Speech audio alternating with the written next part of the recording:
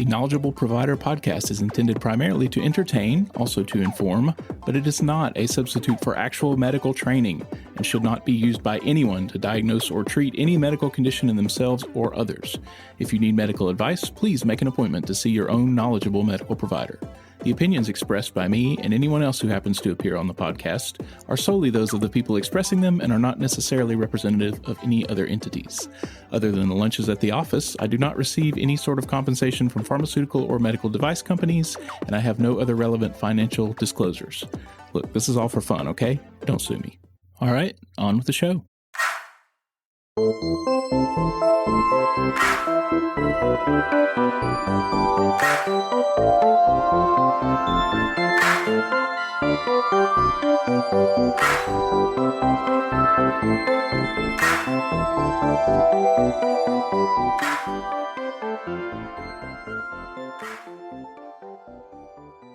Hello, welcome back to Knowledgeable Provider. Today I'm very excited to share this conversation with a young man named Joshua Palmer, who is living with type 1 diabetes.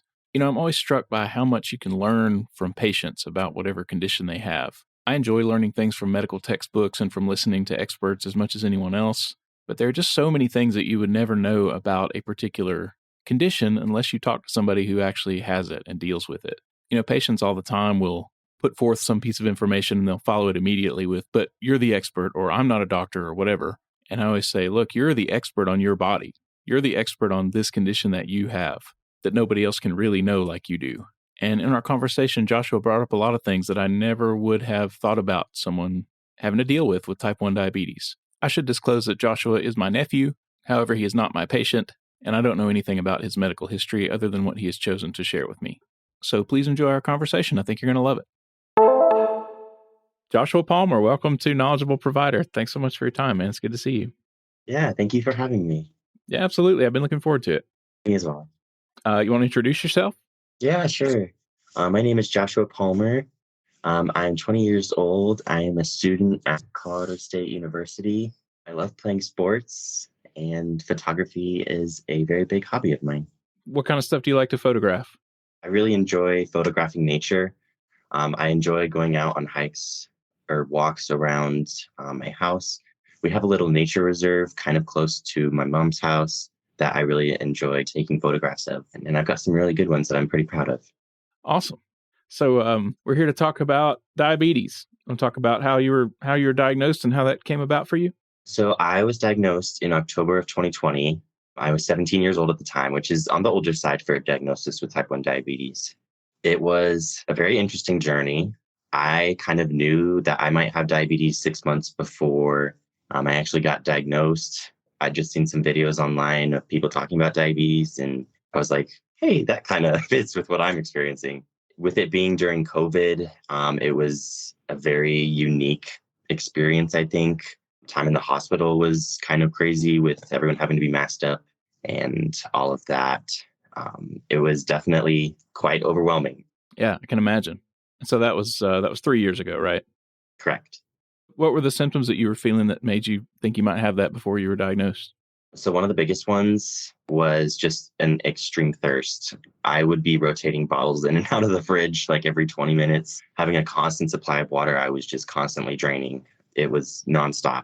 With it being remote learning, actually, I would spend most of my time not at my computer because I was drinking so much water and having to go to the bathroom so often. It was pretty intense. I also had extreme weight loss. I lost about 80 pounds over that summer before I was diagnosed without really doing anything. Got down to a pretty low weight for my height, which was what ended up being the kind of line that made us go into the hospital. I was extremely tired all the time. I was having a really hard time staying awake during my classes. I would fall asleep early during the day. It was a lot to manage. You're still in high school at that point, yeah? Correct. That was my senior year. Was there diabetes in the family? Like, is this something you ever saw coming or that anybody thought might have been a thing for you?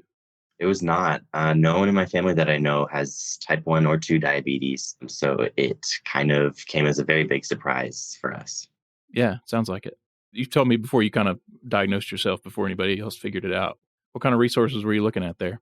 On YouTube Shorts, I found a video about a creator with type 1 diabetes talking about their diagnosis story. And they had mentioned having to they were drinking so much water too, and their mother thought that they were trying to lose weight by drinking so much water and forbade them from drinking water. And they would have to sneak water into their bedroom at night because they were so thirsty. And they were actually very close to going into a diabetic ketoacidosis induced coma. And I very much related that to, me having to drink so much water. I'm like, that is kind of similar there.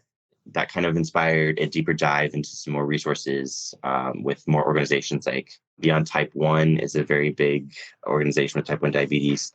The Barbara Davis Center, which is where I currently go for my endocrinologist appointments. And there were several resources online that provided information about the symptoms and signs of type 1 diabetes that I all found very relatable and kind of answered a lot of questions about why things had been happening to me. How did you bring that up? How did you bring it to someone's attention? I first mentioned it to my parents, and it was kind of just laughed off a little bit, which is completely understandable. That's a crazy thing to just come up and say is, hey, I think I have type 1 diabetes. But, it was, like I said, like we didn't know anyone in the family who had it. So it was kind of like a very out of the blue type thing to even be considering. So, it was kind of just pushed off to the side a little bit for a while. That was around March of 2020 when I had brought that up. And so over the summer, stuff just kept happening where it was like, maybe we need to revisit this a little bit. And then in October was ultimately when I went to my primary care provider. And they did tests, drew my blood, and it was like, hey, your blood sugar is 505. You have type 1 diabetes, and you need to go to the hospital as soon as you can. And then later that night, that was a Friday night. And so we were trying to wait until Monday to go to the hospital. But later that night, actually, very, very early Saturday morning, I felt very, very ill. I got very nauseous, was not responding at all, had trouble with coordination. And so we ended up going into the ER that night. Wow. Were you in DKA? I was very, very much in DKA. So you didn't have to go back to your primary care person a bunch of times. They kind of took it seriously from the jump. Correct. Yeah. That's good to hear. Yeah. It felt very nice to be taken seriously there. What was that first stay in the hospital like? Extremely overwhelming because they had to run tests and stuff like that. And I had to wait to eat for a while in the hospital too, because they hadn't given me insulin yet, which was very confusing as to why I couldn't eat, even though I was very hungry at that point. Oh, I bet. Yeah. It was the first meal that I got. I actually started eating immediately because I didn't understand what they were talking about. They're like, no, please wait. We got to give you your insulin. So that was, a very harsh awakening, rude awakening to the life of, taking insulin with every meal I have. How long were you in the hospital that first time? Let's see. I believe I was in there for 2 nights.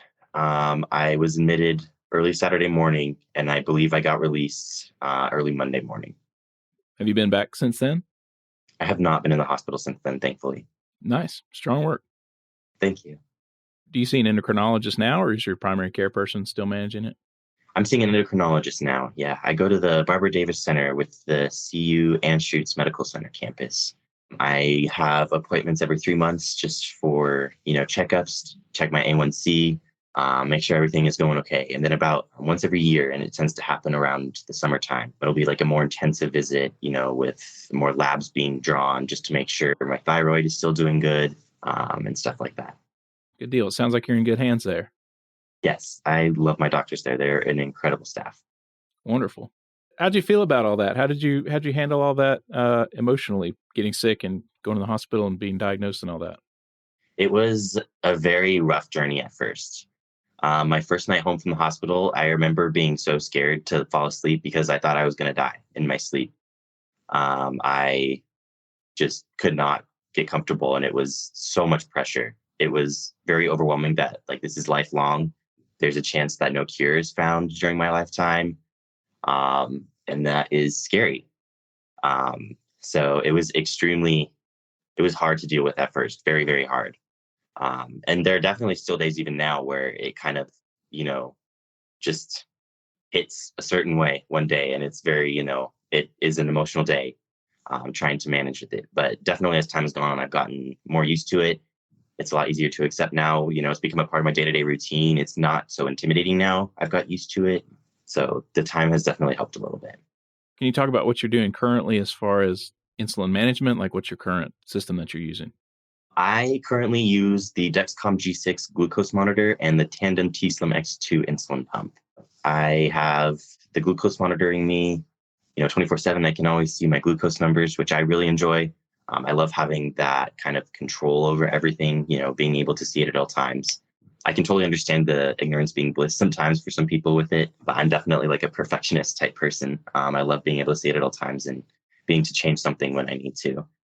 And then with my Tandem T-Slim pump, it has a feature called Control IQ where it can sync with my glucose monitor and it will actually act as an artificial pancreas where it can adjust the amount of basal insulin going into my body at any time to try and help correct me and, bring me down if I'm going high or try to ease off the amount of insulin I'm getting if I'm going low.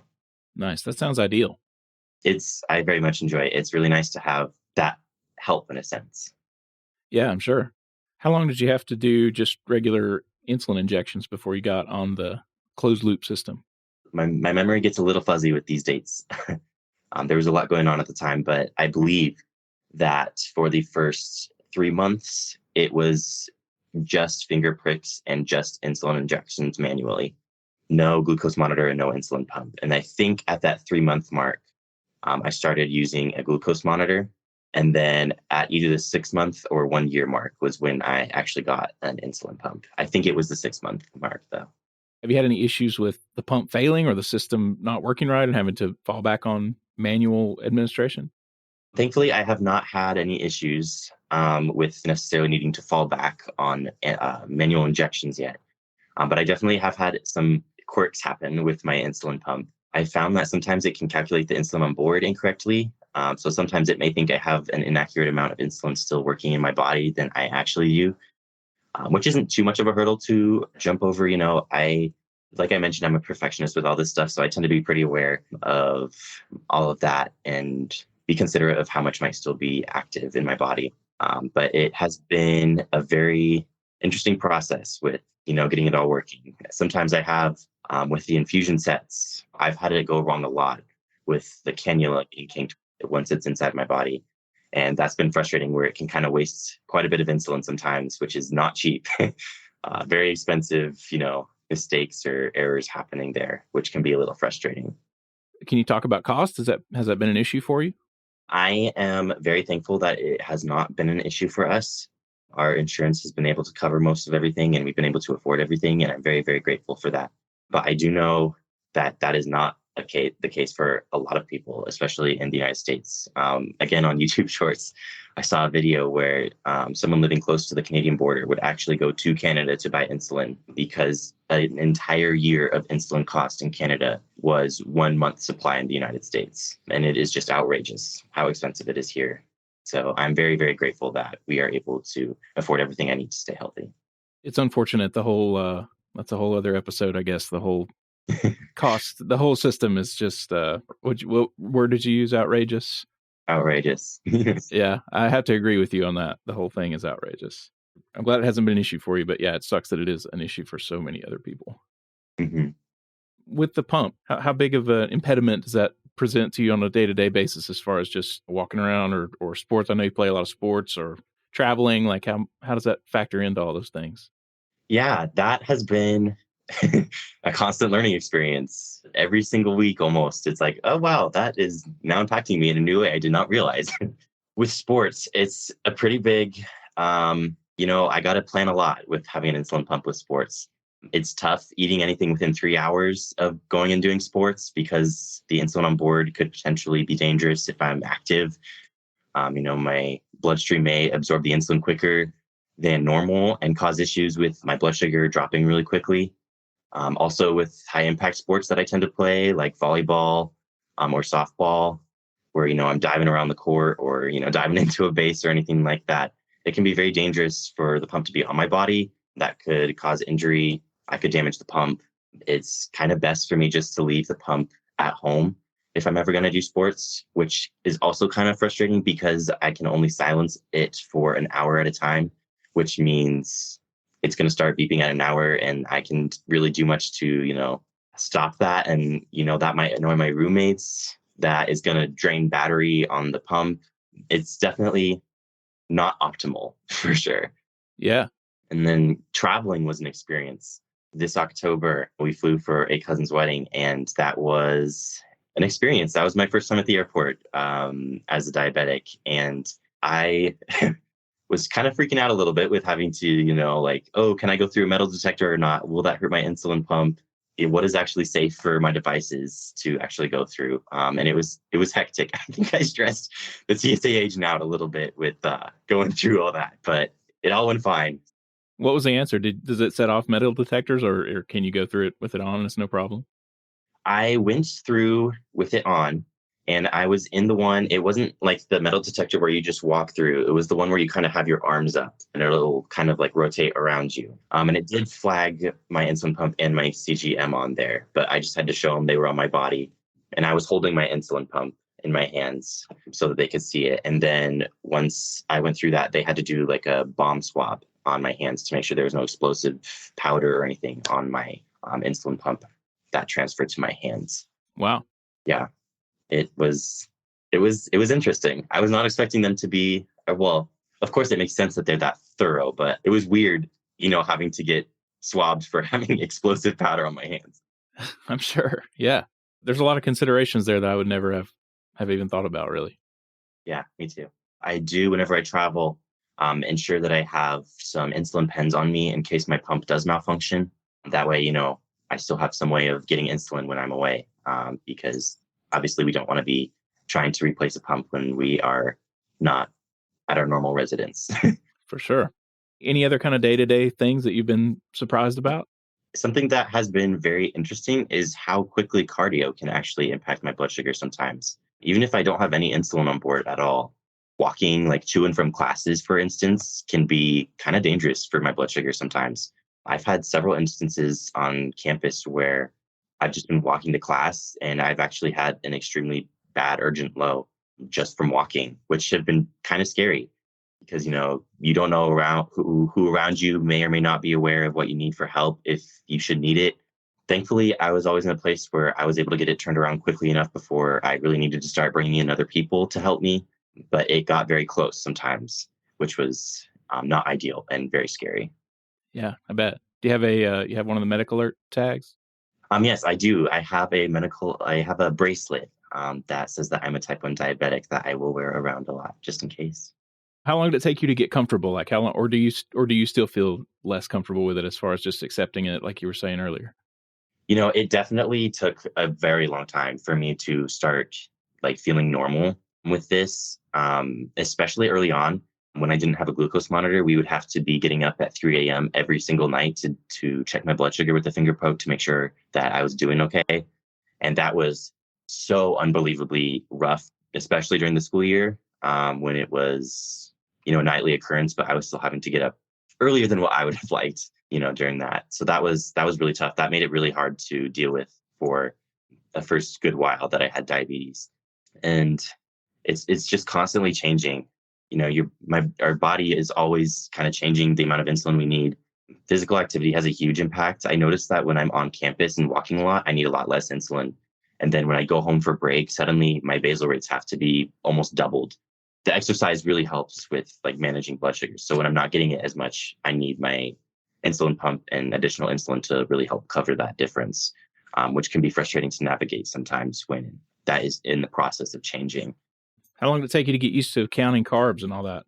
That that also took a while. At the beginning, I was extremely meticulous, just like double, triple checking all of the labels. I refused to eat anything like homemade because I was so paranoid that like we're having to calculate the carbs of everything that gets put in, which can be pretty difficult, and then dividing it by the serving size and the portion and all that, which is just another entire layer of confusion. Yeah. So early on, I ate a lot of stuff that was prepackaged, which who knows how healthy that was for me. But I've definitely gotten better. I've gotten to the point where I can kind of just see something and then be able to guess, like within a reasonable range, how many carbs that might be, which is something that blew my mind earlier on. I was like, how can you just look at something and know how many carbs that might be? But now, I've gotten that a little bit more under my belt with knowing what kind of food groups tend to be higher, what can be considered average and what a good average bolus is and stuff like that. Yeah, I was always impressed when I worked in PICU with the diabetic kids who could just do it.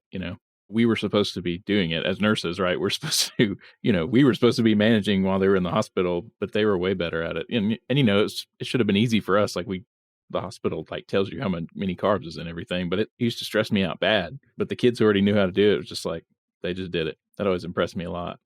You were 17 when you're diagnosed. Were there any like teenage issues that you ran into? It seemed like the teenagers were kind of the ones who would ignore it and end up, in trouble. I could speculate about the reasons for that, I guess. But did you ever experience any like teen angst or any kind of social issues or anything like that that kept you from getting on the bus and doing what you're supposed to do? For me, I didn't ever experience anything like that. Any, kind of frustration with it and just kind of taking my hands away entirely. The fact that it was lifelong, and knowing, there are various complications that can result from going high too often, that scared me a lot. And definitely gave me the motivation to stay on top of it pretty intensely, especially for those first couple months. My A1C was higher than 14 when I first went into the hospital. It went higher than they were able to read. And then 3 months later, at my first like routine checkup, I'd gotten it down to like a 7.4, I believe. Nice. And then my next meeting, it was actually a 5.9. Boom. For me, it's like it's never not on my mind. It's literally always something I have to be thinking about. It's like, oh, what am I going to be doing in the next 3 hours? That could maybe mean that insulin is a dangerous idea. If I'm trying to go to bed, it's like, oh, what's my blood sugar at? Am I going to be able to get good sleep? If I'm too high, is it going to mean I don't get enough rest? If I'm too low, am I going to get waken up in the middle of the night? Walking to classes, like I already mentioned, that's kind of a big process, trying to ensure that I'm okay. And then being worried about my insulin, about my glucose monitor, beeping during class and being disruptive. There's been several instances where that's happened and it's been kind of embarrassing. It's so much to think about, because you're basically replacing an organ in your body, which is so much work. And it's just a lot to think about all the time. When I was talking with my dad a lot, even still now, but especially when I was first diagnosed, it's like we had no idea that all of this came with diabetes. Like it's just, there's so many stereotypes about it in like media and in society that kind of minimize what it's about. It's like, oh, just don't eat sugar. But it's so much more than that. And also that in itself is incorrect. We can have sugar and still be fine as type 1 diabetics. But it's a lot that people just don't know about. You mentioned stereotypes. Anything else that you've picked up on that that is either correct or incorrect that people seem to have preconceived notions about? Yeah. Something that I've picked up on or experienced a lot is especially in like online gaming. My username online is kind of a play on diabetes, and it kind of, might imply that I have diabetes in some sort. And I get, people online can kind of infer maybe that I have diabetes from that, or they'll ask. And then the amount of times that they then subsequently say like, oh, you must be fat, or like you must be overweight, or like they make assumptions like that. It's kind of is hard to deal with. I would debate whether or not to confront them about it, because like it's such an unserious environment. It's a video game. Lecturing them about that, or like correcting them a little bit. It's not the place for that. But at the same time, it'd be helpful if they could, correct that misconception and stop kind of looking down on people with diabetes like that. Any other context where you have faced any sort of stigma, discrimination, anything like that? Not really. People in person will not say it as much as online, because obviously with the whole online thing, you don't know who they are. But people in person have tended to be a lot more considerate and conscious, which I really appreciate. Colorado State has a program with students with disabilities where you can request accommodations for all your classes. And I have stuff that I will do with diabetes, like for instance, additional excused absences, if my blood sugar is being rough that day. I can have food or drink with me in testing rooms in case my blood sugar goes low, stuff like that. And I found that most of my professors have been really, really good with that. And we haven't really had any issues, which I very much appreciated. Any other students in your cohort or anybody else you've run into that also is diabetic? Yeah, I definitely see it. Obviously having the glucose monitor, it's so much easier to pick out now. I'll see it. I'm like, oh my gosh, hey, I have that too. My freshman year, when I was in astronomy, I was taking an exam and I looked up and a person sitting like 2 rows in front of me had a glucose monitor on the back of their arm. And I didn't say anything, because the exam was about to start. But like after the class or after the exam, I'd kind of gone out and found them, and I was like, "Hey, like I have diabetes too. Like I have CGM too." And I was just like, "Hey, like if you ever like have issues with accommodations or anything, like if the TAs or the professors ever giving you a hard time, I got you. Like I know what you're dealing with. I got you." So yeah, it's really nice just seeing other people with it and knowing like, okay, like they know what I'm going through and they know what I'm kind of dealing with. And that it always makes me smile when I see someone with an insulin pump or glucose monitor on. Yeah, very good. I'm sure that person appreciated that. I hope so. Are you still in touch? Did you become friends? Is that like the start of a beautiful story?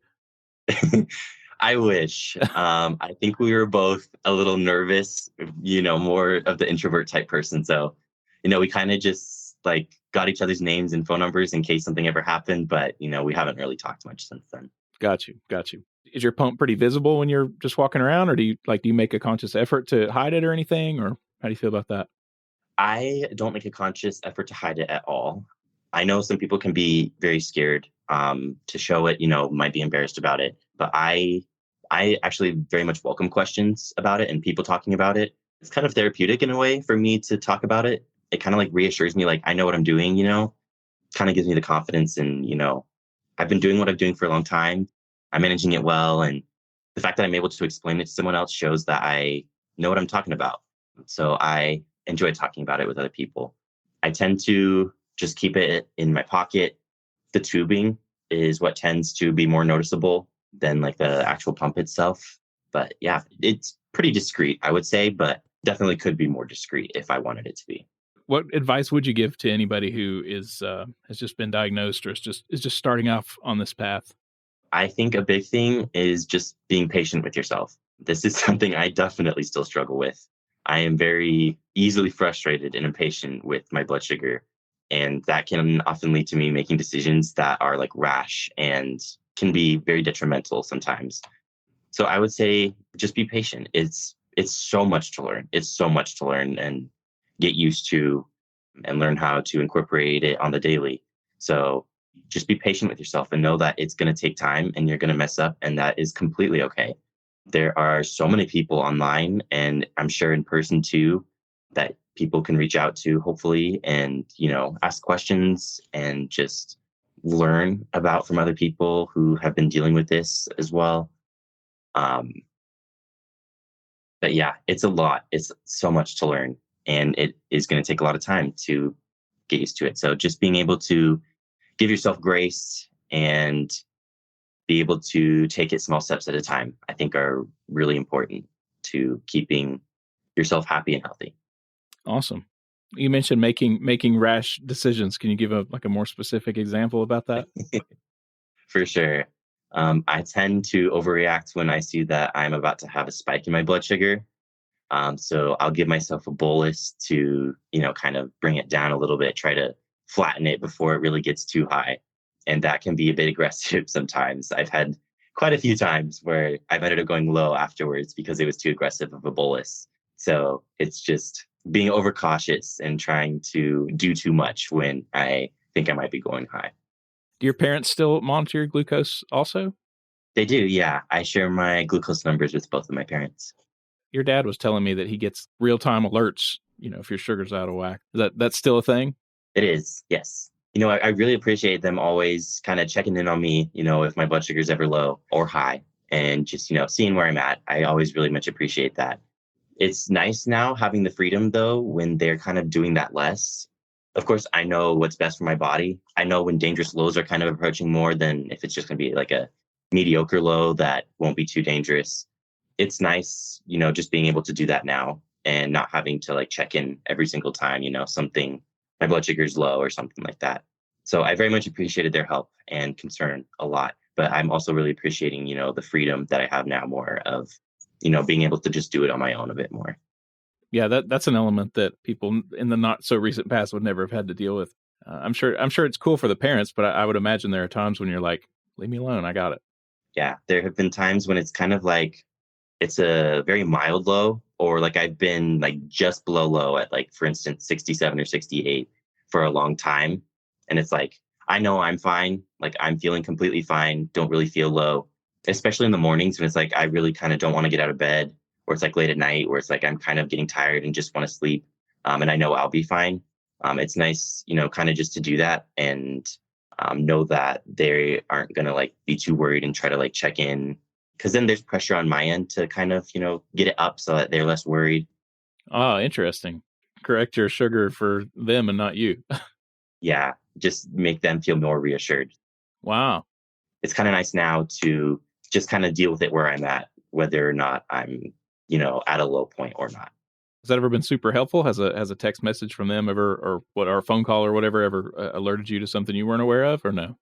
There have been times, I wouldn't say like it necessarily alerted me to something, but something that came to mind was, especially when the sensor is new, it can be very sensitive to compression lows. So like if I'm putting pressure on it, the interstitial fluid that it resides in inside my body gets, compressed, and the sugar levels decrease in there because of the compression. So my glucose monitor may think that I'm actually having a really bad low if I'm laying on my side with that my glucose monitor is on, for instance. And freshman year of college, I had a compression low in the middle of the night, and it was saying that I was pretty low. It was a very, very urgent low. I was lower than the 50s, is what it was saying. In reality, I was fine. But of course, that is going to be very concerning for my parents. And so they called to wake me up and try to see if I was doing okay. And I did not wake up to the phone call. I slept through it. So in their mind, I'm not answering the phone call. My blood sugar Dead. In their mind, you were dead. is extremely low. So they were very reasonably freaking out.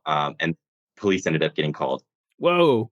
And so it was an experience, because I was in the dorms at that time. So, I was reassuring my neighbors, like, sorry, everything's fine. My roommate got woken up. It was an ordeal, but, it was definitely a learning experience. I need to have my phone on a higher volume now in case that happens. And of course, I'm very grateful for my parents calling. Obviously, I can't even imagine how scary that was. So I'm glad that they took action in that scenario. But it was a night. Wow. So literally police officers banging on your door in the middle of the night, waking you up. Yep. 3 a.m. What what did you think was happening?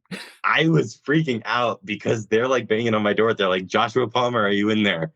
And I'm just like, yeah. Why are you here? It was it was quite the adrenaline rush. Yeah, definitely not something you would hear about in a diabetes education class, I would imagine. Yeah. How much of this stuff were you prepared for by educators or healthcare people versus how much did you just have to figure out on your own? I would say a vast majority I was prepared for and, taught by educators. The first day that I got out of the hospital on Monday, it was actually like a 5 or 6 hour training session that I went to for learning about diabetes, how insulin worked, the different types of insulin. I was on insulin pens at that time. So, like with the different pens, how much insulin to give, ratios for carbohydrates, long acting insulin, stuff like that. It was a very, very thorough training that I went through. It was several days that first week that I had. I was talking with like a dietitian as well to learn how to count carbs and like ideal carb amounts per meal, if that makes sense. Because another thing is diabetics actually do need to eat a certain amount of carbs every day, which I was not aware of at all. Otherwise, they could also potentially go into DKA because their body's not getting the carbohydrates that they need for energy, so it starts burning fat. So it was very interesting to learn from me about that, where there's kind of like a range with a maximum and a minimum that might be good for falling into with total carbohydrates per day, in a sense. But yeah, there was also training sessions a week after, just kind of as a follow-up after we've had a week with kind of doing it semi on our own, follow up and asking about questions. And then there was a training session for the glucose monitor. Once that became a thing, there was a training session for the pump. Once that became a thing, there were several meetings about deciding which pump would be ideal for me, which one I actually wanted to use.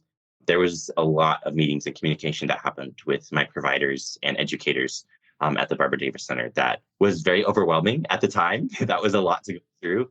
And especially with travel, it's not the closest to us. So that was kind of a commitment of driving there that often. But the information that they gave me was absolutely priceless. It was so invaluable, the amount of help that they gave me. And that gave me like a really good foundation for learning how to adjust it on my own now. Like I'm able to adjust my own basal rates now. I'm able to identify, what time period I need to kind of adjust my ratios for. I've learned how to incorporate sports a little bit more So yeah, I would say that they provided me with a lot of good foundation to, kind of then take the lessons that I need to learn on my own and do well with that on my own. That's so good to hear. That's a very cool resource. Very cool. I'll definitely put a link to that to their program in the show notes. Do they have a lot of stuff just available online? They do. They have a website. I do know that they take donations for medical supplies like infusion sets and insulin cartridges that they will give out to people who need. So that's also a resource if you are in kind of the Colorado area in the United States. They will also take in people from surrounding states, I'm pretty sure, if they're willing to drive in. But yeah, they have a lot of really great resources and a lot of really great people who are willing to help. That's cool. I'm glad you've had such a good experience with that. That's amazing. Absolutely. I think that's one thing that I definitely struggle with in my practice because we don't have a lot of resources around for diabetic education. So that makes me feel like I need to be doing a lot more. Anything else that came to mind? Anything else that that you would like to share or think it's important for folks to know? What didn't I ask you about that I should have asked you? I think we did touch on this a little bit, but like just validating and acknowledging the emotional roller coaster that happens like when you're first diagnosed. I remember when I was dismissed from the hospital, I literally did not want to leave the hospital, which can seem kind of bizarre, because the hospital is not a fun place. But it was so scary and overwhelming to be having to do this on my own now. Because like in the hospital, the nurses were doing my insulin, they were calculating all of that for me. And now I have to learn how to do that, it was so foreign to me. Like even after that first session, I was just like I didn't even want to eat. I didn't want to eat because I was so scared of messing something up or like giving myself too much insulin. And then that's particularly dangerous when I don't have a glucose monitor to know. And, I'm kind of relying on intermittent finger pokes or, symptoms of going low. And it was very, very scary. I think it's important to like recognize that and validate that for newly diagnosed type 1 diabetics. It's tough. It really is tough and scary and overwhelming. And that's completely okay because it's an entirely new way of life that you're having to learn very, very quickly with a lot of importance. So I just hope that, if I ever knew someone who's going through that, I could be able to provide them the support and, answer questions that they might have during that extremely overwhelming and terrifying time. I think you should be a diabetes educator. I think that could be a lot of fun potentially, getting to teach people about the ins and outs of diabetes and being able to reassure them, that it will be okay. Yeah, I love that. I think that's your ticket to social media fame or YouTube fame. And you would be an amazing resource for that. I'm serious, man. Start a YouTube channel with, you'll be a diabetes celebrity. That's also been really helpful, actually, is me and my father have watched so many YouTube channels about diabetes, learning to like travel with diabetes was a huge, that was a lot of videos I watched. I am not positive this is their YouTube channel name, but I'm pretty sure their channel is called She's Diabetic. They are a type 1 diabetic living in the United Kingdom. And I've really enjoyed their videos in particular in just kind of dealing with it a little bit. There's such an upbeat personality, and it kind of makes like dealing with diabetes fun in a way. Just like seeing someone being so like happy and, being able to like express that emotion while dealing with things about diabetes. So like they've been particularly helpful for me. I really enjoy their content. Awesome. Yeah, I'll put a link to that in the show notes as well. Well, that was a fantastic conversation. Is there anything else you wanted to throw out there? I guess I'll just throw some love to my fellow diabetics. I see what you're doing. You're doing amazing. Keep doing it because it'll get easier and it'll get better. So, I appreciate all the effort you're putting in and you're doing a great job. If anyone listening happens to want to contact you with any questions or anything, would you be open to that? Absolutely. I would be. Yeah. How can people find you? Yeah, you can contact me at my email at Palmer, PalmerJG59 @gmail.com. Joshua Palmer, thank you so much for your time, man. I've enjoyed it. Me too. Thank you so much for having me on. See ya. See ya. Thank you again to my guest, Joshua Palmer. Man, what a great conversation. I know I'm biased, but isn't he a prince? So proud of him. In the show notes, you'll find links to all the organizations and the YouTube channel that he mentioned.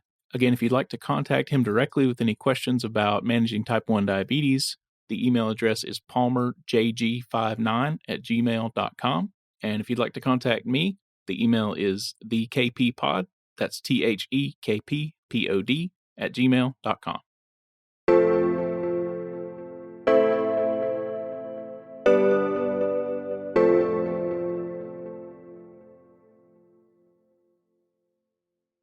So literally police officers banging on your door in the middle of the night, waking you up. Yep. 3 a.m. What what did you think was happening? Throwing the weed, flushing the weed down the toilet. Oh, you're in Colorado. Never mind. All right, that does it for this episode of Knowledgeable Provider. I'm your host, Jody Marks. Thank you so much for listening. Don't forget to like or subscribe or follow and leave a nice 5-star review. And as always, stay safe, take care of yourself, and take care of your patients, in that order.